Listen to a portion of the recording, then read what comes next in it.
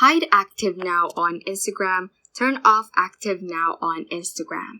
Hey guys, welcome back to the channel, and in today's video, I'm going to teach you how to hide active now on Instagram or turn off your active now on Instagram. Without further ado, let's get started. So before we head on straight to the Instagram application, let's first visit the App Store over here, or if you haven't enjoyed, just open up your Play Store and search for Instagram. Once that it is loaded up, just tap on Instagram over here, and to check if our Instagram is up to date, let's just focus on this button right here. Now if that says open, that means that your Instagram is currently updated. And however, if that says update, that means that your Instagram is currently outdated. So you need to update it so that you will have the latest feature, especially the feature of being able to hide the active now status on your Instagram account.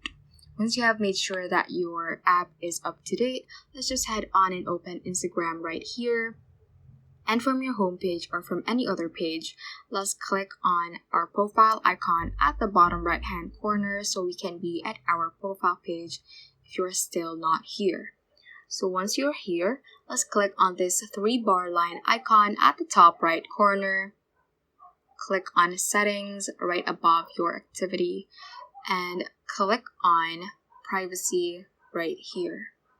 So let's scroll down a bit, and under the interaction section, you should see the option that says activity status right below guides, or you can just find the activity status right from all of these options right here. Just click on that. And from here, you can actually hide your active now status by simply clicking on this toggle button right here. So I'm just gonna turn this off.